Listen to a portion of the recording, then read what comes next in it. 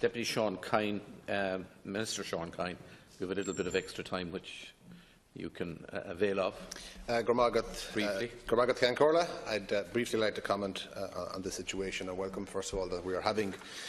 these statements and commend the Business Committee for agreeing that these statements would take place, and acknowledge the voice of my colleague, Deputy Brendan Griffin, and his calls over a long number of years for a debate on Syria, back as far as 2012, and he has raised this matter on the Dáil on at least 3 occasions, seeking a debate at that time. I would also like to add my voice of condemnation to the tragedy that is unfolding and has unfolded for so many years now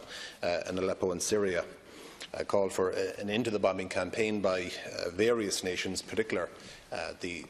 atrocities being enacted by the Russian state. I would also like to commend the government efforts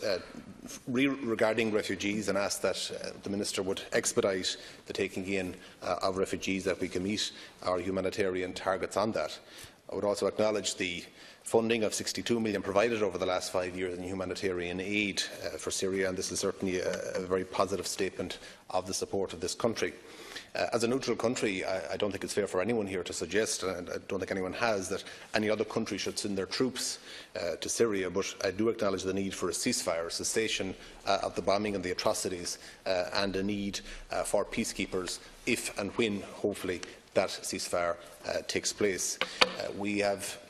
I suppose, Europe been criticised for the response to the Balkan crisis in the 90s, and the destruction now of Aleppo is a stain on the world, and everything must be done by the UN and the European Union to secure an end to the conflict.